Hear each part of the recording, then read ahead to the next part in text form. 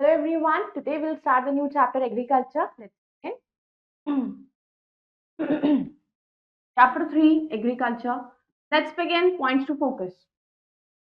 Introduction to agriculture, factors affecting agriculture, climate, soil topography, irrigation technology, types of farming, subsistence and commercial, primitive subsistence farming, shifting cultivation and nomadic herding, commercial farming, mixed farming and plantation agriculture, major crops in India, rice, wheat, millets, pulses, cash crops in India, sugarcane, cotton, jute, plantation crops, tea, coffee, rubber, green revolution and agriculture development, challenges and future of Indian agriculture. Agriculture सबसे oldest और सबसे vital human activities है और ये process है land cultivation का, जिससे crops grow करते हैं, एनिमल्स को रेयर करते हैं, फूड, रॉ मटेरियल और अदर एसेंशियल प्रोडक्ट्स के लिए। एग्रीकल्चर कंटिन्यू रहता है backbone of rural economies, particularly countries जैसे कि इंडिया में। Over the centuries agricultural practices जो है इवॉल्व हुए हैं with technological advancement and shifts in demand. तो इस चैप्टर में हम डेल्व करेंगे डीपर, बहुत डीपली जाएंगे to the types of farming, बहुत से एग्रीकल्चर प्रैक्टिसेस, मेजर क्रॉप्स जो ग्रो होती है इंडिया के अंदर, और कंपेयर करना एग्रीकल्चर डेवलपमेंट को इन इंडिया में with other countries like USA. What is agriculture? Agriculture involve करता है series of activities from preparing soil को सोइंग सीड्स प्रिपेयर करना, nurturing crops, harvesting produce and selling it.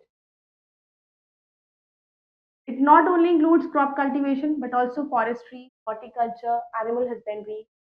Agriculture broadly भी classified होता है subsistence and commercial farming में, जो सर्व करता है अलग अलग economic standing scale and market orientation के base. Factors affecting the agriculture, agriculture depend करता है बहुत सारी वैरायटी ऑफ नेचुरल और human made factors. Let's look at some of the major factors जो फार्मिंग प्रैक्टिसेस को अफेक्ट करते हैं। क्लाइमेट, क्लाइमेट एक क्रिटिकल रोल प्ले करता है डिटरमाइनिंग टाइप ऑफ क्रॉप्स जैसे जो आप ग्रो कर सकते हो रीजन में। Amount of rainfall, temperature, humidity, length of growing season, ये सब क्रूशियल होते हैं सक्सेसफुल क्रॉप कल्टीवेशन के। अलग अलग क्रॉप्स को जरूरत होती है अलग अलग क्लाइमेट कंडीशन ग्रो करने के। राइस को चाहिए होता है हॉट एंड ह्यूमिड क्लाइमेट जिसमें प्लेंटी ऑफ रेनफॉल होता है, जो white is grown in eastern and southern parts of India. Wheat को एक कूल क्लाइमेट चाहिए जिसमें मॉडरेट रेनफॉल हो और नॉर्दर्न रीजन हो। सॉइल एक अनदर एसेंशियल फैक्टर होता है एग्रीकल्चर में, अलग अलग टाइप ऑफ सॉइल सूटेबल होता है अलग क्रॉप्स के लिए। फर्टाइल सॉइल एक राइट बैलेंस ऑफ न्यूट्रिएंट्स एक क्रूशियल होता है क्रॉप प्रोडक्शन। एलुवियल सॉइल जो फाउंड होती है नॉर्दर्न प्लेन्स ऑफ इंडिया में, वो हाईली फर्टाइल है, सूटेबल है crop wheat, sugar cane, paddy grow करने के। ब्लैक सॉइल को हम रेगर सॉइल भी कहते हैं, कॉटन कल्टीवेशन के लिए होती है। टोपोग्राफी, फिजिकल फीचर्स लैंड का जैसे कि स्लोप, ऑल्टीट्यूड, रिलीफ, ये सब फार्मिंग को अफेक्ट करता है। फ्लैट प्लेन्स जनरली सूटेबल होते हैं फार्मिंग के लिए क्योंकि वो अलाउ करते हैं इजी इरिगेशन एंड मैकेनाइजेशन, जबकि हिली और माउंटेनियस एरियाज लिमिट कर देते हैं लार्ज स्केल फार्मिंग को और उसको टेरेस फार्मिंग मेथड्स की जरूरत होती है। इरिगेशन, वाटर सबसे इंपॉर्टेंट रिसोर्स है एग्रीकल्चर का। रीजन जहाँ पर रेनफॉल स्कार्स है, अनप्रिडिक्टेबल है, फार्मर्स रिलाई करते हैं इरिगेशन सिस्टम पे to water their crop. Irrigation help करता है फार्मिंग को सस्टेन करने में उस एरियाज में जहाँ पर सेमी एरिड या बहुत ही ड्राई क्लाइमेट है। टेक्नोलॉजी, एडवांसेस इन टेक्नोलॉजी का है ट्रांसफॉर्म्ड हो गए हैं एग्रीकल्चर प्रैक्टिसेस को। यूज जो है मशीन का, tractors, harvesters, modern irrigation technique, drip irrigation, scientific innovations like genetically modified seeds and fertilizer, उसने इंक्रीज करा है प्रोडक्टिविटी को in commercial farm. Types of farming, subsistence farming. Subsistence farming primarily की जाती है बेसिक नीड्स फार्मर की, उसकी family की बेसिक नीड्स को पूरा करने। इस तरह की जो फार्मिंग होती है प्रोड्यूस यूजुअली कंज्यूम होता है फैमिली से, इसमें little to no surplus left, sale के लिए बहुत ही कम बच पाता है, तो उससे अपनी फैमिली का ही काम चला ले वही बहुत होता है। दो तरह के सब टाइप्स होते हैं सबसिस्टेंस फार्मिंग के। प्रिमिटिव सबसिस्टेंस फार्मिंग, ये सबसे बेसिक फॉर्म ऑफ फार्मिंग होता है जो रिलाय करता है नेचुरल रिसोर्सेज पर। ये इन्वॉल्व करता है ट्रेडिशनल मेथड जैसे कि ploughing with animals, use of simple tools like hoes and depending on monsoon for water. ये मेथड डील करता है लो आउटपुट कि इसमें मॉडर्न इनपुट्स नहीं होते। शिफ्टिंग कल्टीवेशन और नोमैडिक हर्डिंग की प्राइम एग्जांपल है primitive subsistence farming. Intensive subsistence farming, इस तरह की जो फार्मिंग होती है स्मॉल प्लॉट्स लैंड के इंटेंसिवली कल्टीवेट किए जाते हैं ताकि हाई आउटपुट को अचीव किया जा सके। ये जो मेथड होता है लेबर इंटेंसिव होता है, ऑफन फर्टिलाइजर्स यूज करते हैं, अदर इनपुट्स करता है प्रोडक्शन को मैक्सिमाइज करने। ये कॉमन होता है डेंसली पॉपुलेटेड रीजन्स में, specially south east. Shifting cultivation, shifting cultivation को हम स्लैश एंड बर्न एग्रीकल्चर कहते हैं। ये type of primitive subsistence farming है। फार्मर्स क्लियर करता है piece of forest land by cutting down और बर्निंग ट्रीज वेजिटेशन। क्रॉप्स को हम ग्रो करते हैं फ्यू ईयर्स के लिए जब तक सॉइल फर्टिलिटी अपनी लूज नहीं करता। इसके बाद फार्मर्स एक नए प्लॉट पर चले जाते हैं और ओल्ड प्लॉट को हम छोड़ देते हैं ताकि वो अपनी फर्टिलिटी को वापस गेन करें। रीजन्स जहाँ पे प्रैक्टिस, ये जो मेथड है प्रैक्टिस होता है tropical rain forest of Africa, south America and parts of north east. India के अंदर ये अलग अलग नाम से जाना जाता है, जैसे कि झूम cultivation in Assam, Meghalaya, Nagaland, in fact. तो ये जो मेथड है इसको हम यूज करते हैं सेंचुरीज के लिए, तो कंसिडर होता है अनसस्टेनेबल डिफॉरेस्टेशन और सॉइल इरोजन की वजह से। गवर्नमेंट ने बहुत सारी कंट्रीज में कोशिश करी है कि वो नए सस्टेनेबल एग्रीकल्चर प्रैक्टिसेस को इंट्रोड्यूस कराएं ताकि शिफ्टिंग कल्टीवेशन को रिप्लेस किया जा सके। नोमैडिक हर्डिंग, नोमैडिक हर्डिंग एक other type of primitive subsistence farming है। इसमें क्या होता है, हर्डर्स जो है वो अपने एनिमल्स को लेके एक जगह से दूसरी जगह पर जाते हैं पैस्चर और वाटर के लिए। एक जगह पे जब उनको लगता है खत्म हो गया है उनका खाने के लिए और उनके एनिमल्स के लिए, तो वो दूसरे प्लेस पर चले जाते हैं। इस तरह की जो एग्रीकल्चर होता है कॉमनली ड्राई रीजन्स में होता है जहाँ फार्मिंग कम होती है और डिफिकल्ट हो जाती है, जैसे डेजर्ट एरियाज जो जैसे रहते हैं, क्योंकि वहाँ पे कम क्रॉप्स ग्रो की जाती है, क्योंकि वहाँ पे वेजिटेशन कम क्यों होती है, क्योंकि वहाँ पे पानी कम होता है, बारिश कम होती है। हर्डर्स एनिमल्स को रेयर करता है, sheep, goats, camel, yaks, depend करता है रीजन के climate. Regions where practised nomadic herding practice होता है सेंट्रल एशिया, अफ्रीका का जो पार्ट्स था, example Sahara, northern India, Ladakh. Challenges, nomadic herding जो है वो इंक्रीजिंगली डिफिकल्ट हो रहा है चेंजिंग क्लाइमेट की वजह से। shrinking the grazing lands, government regulation, बहुत सारे nomadic communities भी force में आती है settle down and abandon their traditional way of life. Commercial farming, contrast to subsistence farming, commercial farming की जाती है for purpose of selling the produce को local, national या international market में sell करने के लिए। वो इन्वॉल्व करता है लार्ज स्केल प्रोडक्शन और use of modern tools and technology, machinery का यूज, केमिकल फर्टिलाइजर्स का use, pesticides, high variety seed, ये बहुत कॉमन है कमर्शियल फार्मिंग में। जो एम किया जाता है मैक्सिमाइज प्रॉफिट को मैक्सिमाइज करना। मिक्स्ड फार्मिंग, मिक्स्ड फार्मिंग एक सिस्टम होता है जब फार्मर क्रॉप्स ग्रो करता है, एनिमल्स को भी रेयर करता है, दोनों काम एक साथ करता है सेम फार्म पर। तो फोकस होता है कि उनको आप डाइवर्सिफाई करना और risk of failure from crop loss को रिड्यूस करना चाहते हैं। लाइफ स्टॉक फार्मिंग और क्रॉप कल्टीवेशन साथ कर। मैन्योर फ्रॉम लाइवस्टॉक को यूज करते हैं नेचुरल फर्टिलाइजर। अब जो लाइवस्टॉक से जो मैन्योर मिलता है, खाद होती है, तो वो फर्टिलाइजर की तरह काम करते हैं क्रॉप्स के लिए, एक सस्टेनेबल एग्रीकल्चर साइकिल बनाने की कोशिश करते हैं। फार्मर्स ग्रो करते हैं सीरियल्स और vegetables alongside keeping cattle, sheep और poultry. Regions where practice mix farming prevalent है कंट्रीज में जिसमें moderate to advance agriculture system, parts of Europe, North America, certain region in India. Plantation, plantation farming एक large scale farming है जो practice है जहां पर सिंगल टाइप ऑफ क्रॉप को ग्रो किया जाता है commercial purpose.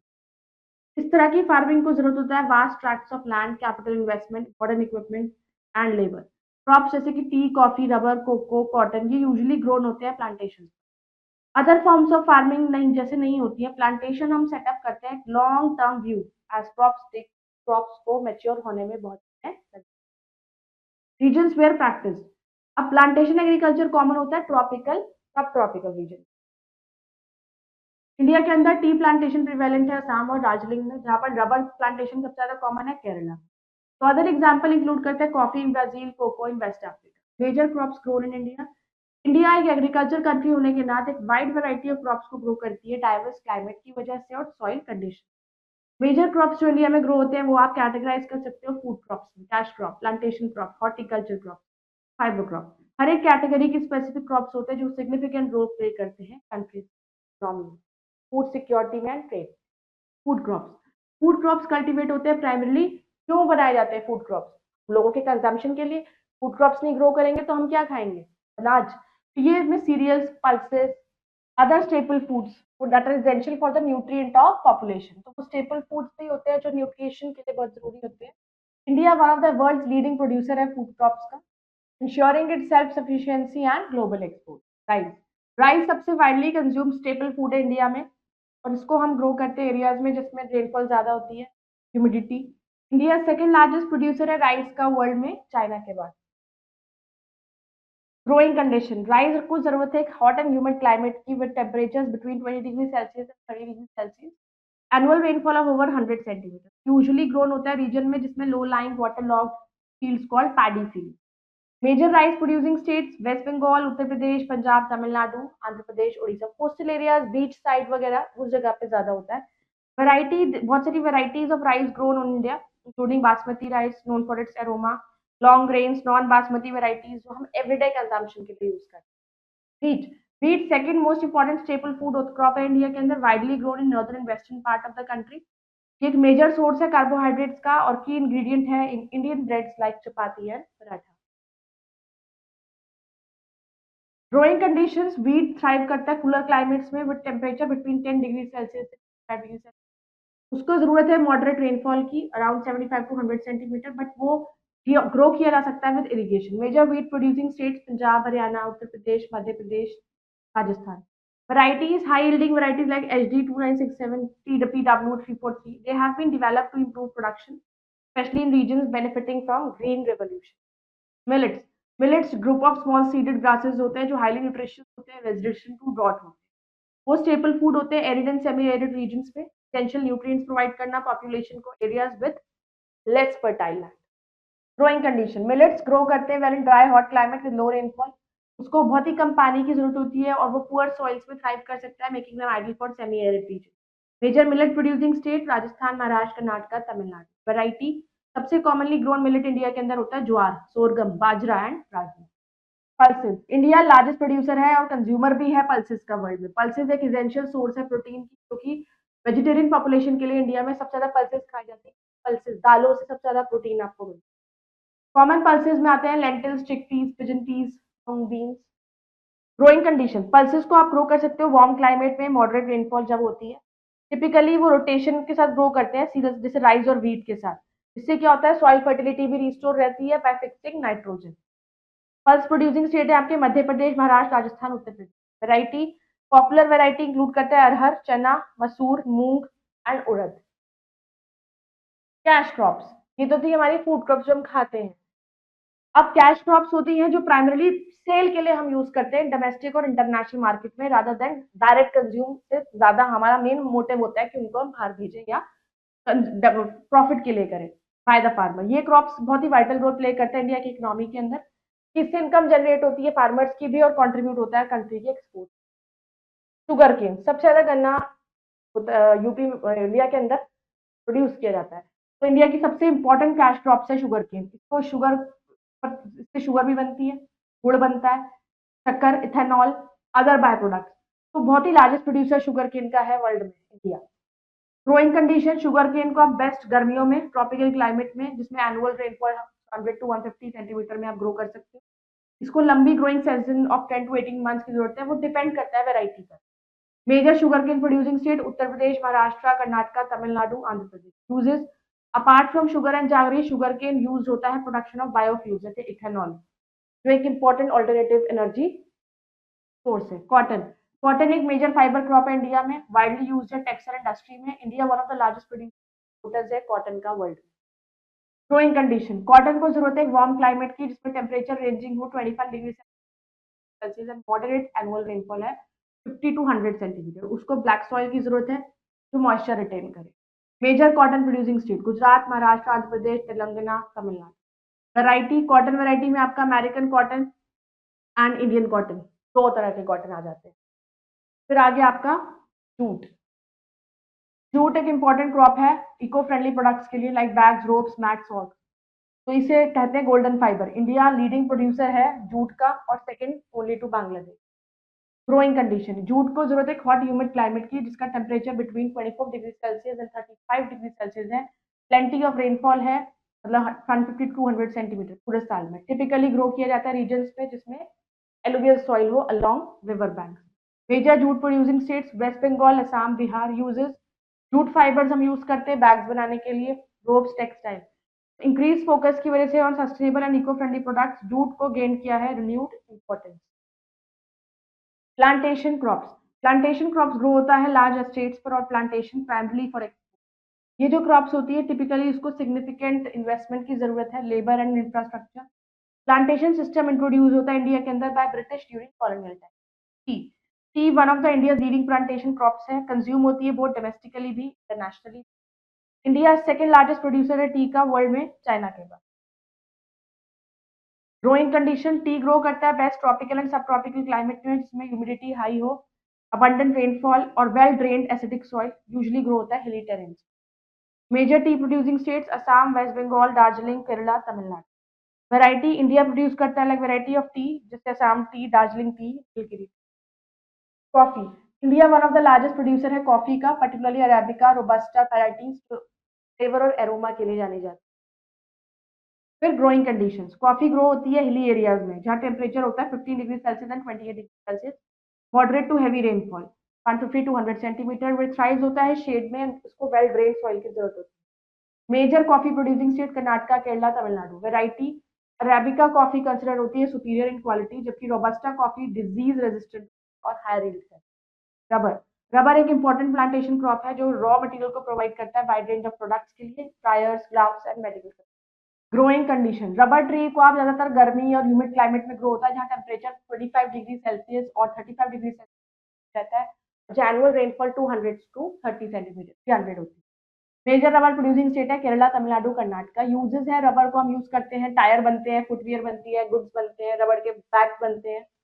Agricultural development in India, agriculture India के अंदर बहुत सारे सिग्निफिकेंट चेंजेस आ रहे हैं। इंडिपेंडेंस के बाद तो बहुत चेंज आया, नई नई टेक्नोलॉजी आ गई, new techniques, modern machinery, government policies, जिससे प्रोडक्टिविटी इंप्रूव हुई। ग्रीन रेवोल्यूशन 1960s में एक टर्निंग पॉइंट था इंडियन एग्रीकल्चर में, specially in states like Punjab, Haryana and high yielding variety HYV। Introduction high yielding variety seeds का ग्रीन रेवोल्यूशन के time पे इसने हेल्प किया boost the production of wheat and irrigation. Large scale irrigation projects जैसे कि Bhakra Nangal dam ने improve किया water availability को क्रॉप्स के लिए, reducing farmers dependence on monsoon. ये पूरी तरीके से कि वो बारिश पर डिपेंड ना रहे। फर्टिलाइजर और पेस्टिसाइड, अब हम केमिकल फर्टिलाइजर्स पेस्टिसाइड्स का भी यूज होता है जिससे क्रॉप ज्यादा ग्रो की जाती है, तो बहुत जगह पर वो नुकसान भी करता है।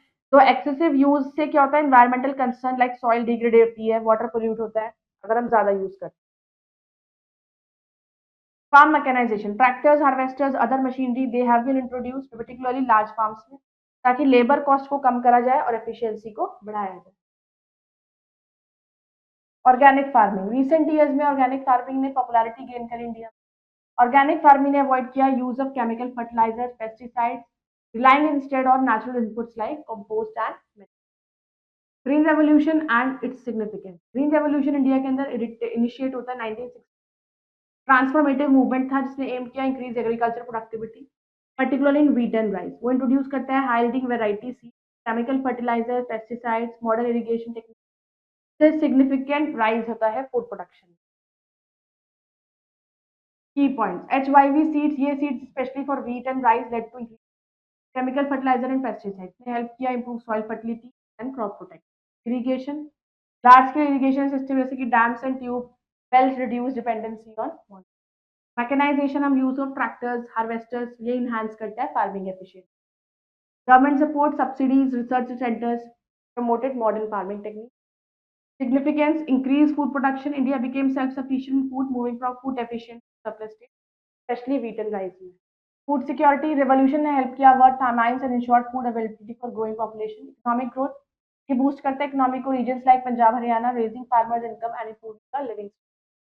However, green revolution ने brought किया challenges like environmental degradation, soil exhaustion, increased inequality among farmers, which have sparked calls for more sustainable farming practice in recent years. So let's value, this chapter teaches us the value of hard work and sustainability। जैसे farmers land की care करते हैं, हमें भी resources को wisely use करना चाहिए, technology को एम्ब्रेस करना चाहिए and responsibility to ensure a prosperous future.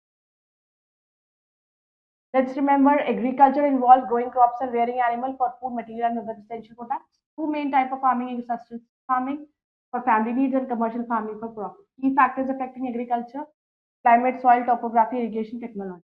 Rice and wheat are major food crop in India, each requiring different climatic cultivation.